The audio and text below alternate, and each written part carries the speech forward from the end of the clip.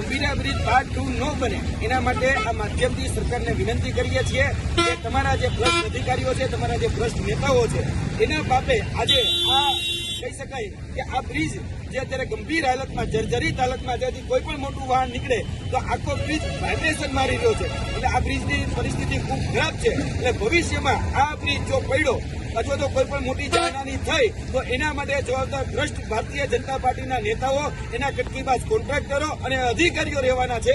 કેમ કે આ દુર્ઘટના એ માનવ સર્જિત દુર્ઘટના કહેવામાં આવશે અને કુદરતી દુર્ઘટના કહેવામાં નહીં આવે તો મોટી જાનહાની ટળે. એના માટે આ પોલકોલ ટીમ આજે તમારી પાસે વિનંતી કરી રહી છે કે તાત્કાલિક ધોરણે આ બાબતનું નિરાકરણ લાવવામાં આવે અને આ બ્રિજ જે છે એનું ફરી વખત સમારકામ કરવામાં આવે. 72 કરોડનું બજેટ એ કોણ ખાઈ ગયું તે પણ તપાસ કરવામાં આવે. એસપી રિંગ રોડ ખાતે આવેલી છે. આજે 2022માં 72 કરોડથી પણ વધારેનું ફંડ આ બ્રિજ પાછળ વાપરવામાં આવ્યું હતું. ઓડાનું બજેટ 2200 કરોડથી પણ વધારે છે. તેમ છતાં ગુજરાતની જનતાને શું મળ્યું? તો આ તૂટેલા રસ્તા, સળિયા દેખાઈ રહ્યા છે.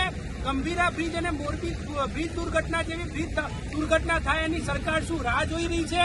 ગુજરાતના સુપર સીએમ હર્ષ સંઘવીને કહેવા માંગીએ છીએ કે તમારા રાજની અંદર ગુજરાતની પ્રજાના ટેક્સના પૈસા ભ્રષ્ટાચારના નામે ભારતીય જનતા પાર્ટીના મળતિયાઓ ખાઈ જાય છે. આજે તમે સુપર સીએમ છો.